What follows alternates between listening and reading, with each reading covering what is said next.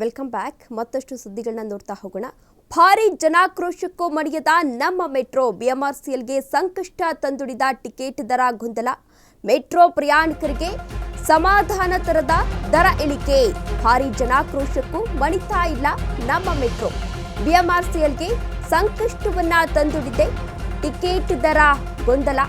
Metro ಪ್ರಯಾಣಿಕರಿಗೆ ಸಮಾಧಾನವನ್ನ ತರ್ತಾ ಇಲ್ಲ ದರ ಇಳಿಕೆ ಮಾಡಿದ್ರು ಕೂಡ ಸಮಾಧಾನ ತರ್ತಾ ಇಲ್ಲ. ಯದ್ವಾ ತದ್ವಾ ಏರಿಕೆ ಮಾಡಿದ್ದ ದರದಲ್ಲಿ ಕೊಂಚ ಇಳಿಕೆಯನ್ನ ಮಾಡಲಾಗಿದೆ. ಪ್ರಯಾಣಿಕರ ಮೂಗಿಗೆ ತುಪ್ಪ ಸವರಿದ್ರ ಅಧಿಕಾರಿಗಳು ಎನ್ನುವ ಪ್ರಶ್ನೆ ಎದುರಾಗ್ತಾ ಇದೆ. ಕೇವಲ 10 ಮಾತ್ರ ಇಳಿಕೆ ಮಾಡಿದ್ದಾರೆ ಎಂದು ಆಕ್ರೋಶವನ್ನ ವ್ಯಕ್ತಪಡಿಸ್ತಾ ಇದ್ದಾರೆ ಸಾರ್ವಜನಿಕರು. ಭಾರಿ ಜನಾಕ್ರೋಶಕ್ಕೂ ಕೂಡ ಮಣಿತಾ ಇಲ್ಲ ಮೆಟ್ರೋ ದರ ಏರಿಕೆ. ನಮ್ಮ ಮೆಟ್ರೋಗೆ ಸಂಕಷ್ಟವನ್ನ ತಂದೊಡ್ಡಿದೆ. ಪ್ರಯಾಣಿಕರ ದರ ಹೈಕ್. ಈಗಾಗಲೇ ನಮ್ಮ ಮೆಟ್ರೋದಿಂದ ದರವನ್ನು ಏರಿಕೆ ಮಾಡಲಾಗಿದೆ. ಅದೇ ವಿಚಾರಕ್ಕೆ ಸಂಬಂಧಪಟ್ಟಂತೆ ಸಾಕಷ್ಟು ಸಾರ್ವಜನಿಕರು ವಿನೂತನವಾಗಿ ಈಗಾಗಲೇ ಪ್ರತಿಭಟನೆಯನ್ನ ಕೂಡ ಮಾಡಿದ್ರು. ಇನ್ನು ಬೆಂಗಳೂರಂತಹ ಸಿಟಿಗಳಲ್ಲಿ ಟ್ರಾಫಿಕ್ ಸಮಸ್ಯೆ ಹೆಚ್ಚಿರೋದ್ರಿಂದ ಮೆಟ್ರೋ ವ್ಯವಸ್ಥೆಯನ್ನ ಮಾಡಲಾಗಿತ್ತು. ಮೆಟ್ರೋಗೆ ಸಾಕಷ್ಟು ಜನರು ಈಗಾಗಲೇ ಮೆಟ್ರೋದಲ್ಲಿ ಪ್ರಯಾಣವನ್ನ ಕೂಡ ಮಾಡ್ತಾ ಇದ್ರು.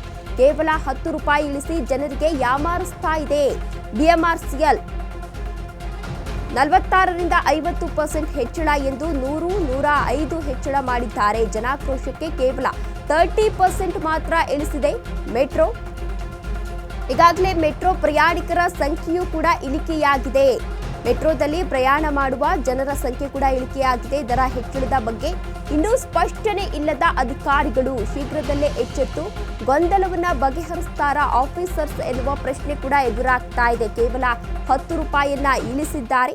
ಅದು ಈಗ ಜನಾಕ್ರೋಶಕ್ಕೆ ಕಾರಣ ಆಗ್ತಾ ಇದೆ. ಇನ್ನು ಮೆಟ್ರೋ ಟಿಕೆಟ್ ದರ ಪರಿಷ್ಕರಣೆಯನ್ನ ನೋಡೋದಾದ್ರೆ ಮೆಜೆಸ್ಟಿಕ್ ಇಂದ ವೈಟ್ ಫೀಲ್ಡ್ ಅಲ್ಲಿ 90 ರೂಪಾಯಿ ಏರಿಕೆಯಾಗಿತ್ತು. ಇದೀಗ 10 ರೂಪಾಯಿಯನ್ನ ಇಳಿಸಿ 80 ರೂಪಾಯಿಯನ್ನ ಮಾಡಿದ್ದಾರೆ. ಇನ್ನು ಮೆಜೆಸ್ಟಿಕ್ ನಿಂದ ವಿಧಾನಸೌಧವನ್ನ ನೋಡೋದಾದ್ರೆ ಮೆಜೆಸ್ಟಿಕ್ ನಿಂದ ಬೈಯಪ್ಪನಹಳ್ಳಿ ನೋಡೋದಾದ್ರೆ 80 ರೂಪಾಯಿ ಏರಿಕೆಯಾಗಿತ್ತು. ಇದೀಗ 50 ರೂಪಾಯಿಗೆ ಇಳಿಸಿದ್ದಾರೆ.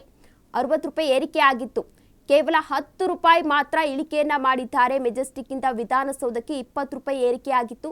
10 ರೂಪಾಯಿಯನ್ನ ಇಳಿಸಿ ಈಗ 10 ರೂಪಾಯಿ ಪರಿಷ್ಕೃತ ದರ ಇದೆ ಅಲ್ಲಿಂದ ಅಲ್ಲಿಗೆ. ಇನ್ನು ಜಾಲಹಳ್ಳಿಯಿಂದ ಸಿಲ್ಕ್ ಇನ್ಸ್ಟಿಟ್ಯೂಟ್ಗೆ 90 ರೂಪಾಯಿ ಏರಿಕೆ ಮಾಡಿದ್ರು. ಅದರಲ್ಲಿ ಯಾವುದೇ ರೀತಿ ಬದಲಾವಣೆ ಇಲ್ಲ. ಇದೇ ವಿಚಾರಕ್ಕೆ ಸಂಬಂಧಪಟ್ಟಂತೆ ಹೆಚ್ಚಿನ ಡೀಟೇಲ್ಸ್ ಅನ್ನ ನೀಡಲಿದ್ದಾರೆ ನಮ್ಮ ಪ್ರತಿನಿಧಿ ಲಕ್ಷ್ಮಿ. ಲಕ್ಷ್ಮಿ, ಇದೀಗ ಮೆಟ್ರೋ ದರ ಏರಿಕೆಯನ್ನ ಮಾಡಲಾಗಿದೆ ಕೂಡ ಸಾಕಷ್ಟು ಜನರು ಕಡಿಮೆ ಪ್ರಯಾಣವನ್ನ ಮಾಡ್ತಾ ಇದ್ದಾರೆ. ಏನೆಲ್ಲ ಅಪ್ಡೇಟ್ಸ್ ಇದೆ? ಎಸ್ ತೇಜಸ್ವಿನಿ, ಈಗಾಗ್ಲೇನೆ ನಮ್ಮ ಮೆಟ್ರೋ ಒಂದು ಸಂಕಷ್ಟವನ್ನ ತಂದೊಡ್ಡಿರುವಂತಹದ್ದು. ಯಾಕಂತಂದ್ರೆ ದರ ಹೈಕ್ ಮಾಡಿ ಎಲ್ಲೋ ಬಿಎಂಆರ್ಸಿಎಲ್ ತಮ್ಮ ಮೇಲೆ ಇಲ್ಲದನ್ನ ಬಿಟ್ಕೊಂಡ್ರು ಅನ್ನೋ ಹಾಗೆ ಆ ರೀತಿಯಲ್ಲಿ ಇವತ್ತು ಕಂಡು ಬರ್ತಾ ಇರುವಂತದ್ದು. ಯಾಕಂತಂದ್ರೆ ನಮ್ಮ ಮೆಟ್ರೋ ಅಧಿಕಾರಿಗಳು ಈಗಾಗ್ಲೇ ಒಂದು ಸಭೆಯನ್ನ ಮಾಡಿ ಸಂಪೂರ್ಣವಾದಂತಹ ಮಾಹಿತಿಯನ್ನ ತಿಳಿಸಿದ್ರು. ಆದ್ರೆ ಯಾವ ರೀತಿಯಾಗಿ ಸಭೆ ಮಾಡಿದ್ರು, ಆ ಸಭೆಯಿಂದ ಜನರಿಗೆ ಏನ್ ಲಾಭ ಆಗ್ತಾ ಇದೆ ಅನ್ನುವಂಥದ್ರ ಬಗ್ಗೆ ಸ್ಪಷ್ಟತೆ ಇಲ್ಲ.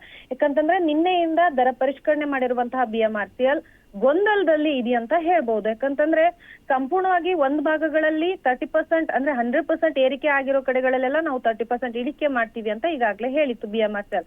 ಆದ್ರೆ ಎಲ್ಲೋ ಒಂದು ಕಡೆಗಳಲ್ಲಿ 30% ಇಳಿಕೆ ಆಗಿದೆ. ಫಾರ್ ಎಕ್ಸಾಂಪಲ್ ಮೆಜೆಸ್ಟಿಕ್ ಇಂದ ವಿಧಾನಸೌಧಕ್ಕೆ 20 ರೂಪಾಯಿ ಬೆಲೆ ಆದ್ರೆ 10 ರೂಪಾಯಿ ಇಳಿಕೆ ಮಾಡಿದ್ರೆ ಇದು ಯಾವ ರೀತಿಯಾಗಿ ಪರ್ಸೆಂಟೇಜ್ ಅಲ್ಲಿ ಕಡಿಮೆ ಆಗಿದೆ ಅನ್ನುವಂತ ಗೊಂದಲದಲ್ಲಿ ಜನರು ಇರುವಂತದ್ದು.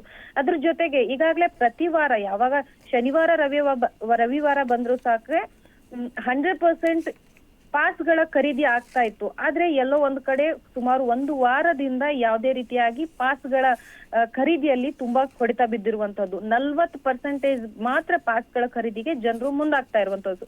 ಸೊ ಒಟ್ಟಾರೆಯಾಗಿ ಜನರ ಮೇಲೆ ಈಗೇನು ಬಿಎಂಆರ್ಸಿಎಲ್ ಬೆಲೆ ಏರಿಕೆ ಮಾಡಿದೆ ಅದು ಸಂಪೂರ್ಣವಾಗಿ ಹೊರೆ ಅಂತ ಹೇಳಿ ಈಗಾಗಲೂ ಜನರು ತಮ್ಮ ಆಕ್ರೋಶವನ್ನ ಹೊರ ಹಾಕುವುದರ ಮೂಲಕ ಕೆಎಸ್ಆರ್ಟಿಸಿ ಮತ್ತು ಏನು ಬಿಎಂಟಿಸಿಎ ಮೊರೆ ಹೋಗ್ತಾ ಇರುವಂತಹದ್ದು. ಬಿಎಂಆರ್ಸಿಎಲ್ ನಿಂದಾಗಿ ವಿದ್ಯಾರ್ಥಿಗಳಿಗೆ ಹೆಚ್ಚಾಗಿ ಹೊಡೆತ ಬಿದ್ದಿರೋದ್ರಿಂದಾಗಿ ವಿದ್ಯಾರ್ಥಿಗಳು ಈಗಾಗಲೇ ಏನು ಬಿಎಂಟಿಸಿ ಬಸ್ನತ್ತ ತಮ್ಮ ಚಿತ್ತವನ್ನ ಹರಿಸಿರುವಂತದ್ದು. ಅದ್ರ ಜೊತೆಗೆ ಇನ್ನೂ ಸಹ ಬಿಎಂಆರ್ಸಿಎಲ್ ಎಚ್ಚೆತ್ತುಕೊಳ್ತಾ ಇಲ್ಲ, ಇದರ ಬಗ್ಗೆ ಯಾವುದೇ ರೀತಿಯಾದಂತಹ ಮಾಹಿತಿಯನ್ನ ನೀಡ್ತಾ ಇಲ್ಲ ಅಂತ ಹೇಳಿ ಜನರು ತಮ್ಮ ಆಕ್ರೋಶವನ್ನ ಹೊರ ಹಾಕ್ತಾ ಇದ್ದಾರೆ. ತೇಜಸ್ವಿನಿ, ಓಕೆ, ಧನ್ಯವಾದ ಲಕ್ಷ್ಮಿ ತಮ್ಮೆಲ್ಲ ಡೀಟೇಲ್ಸ್ಗಾಗಿ.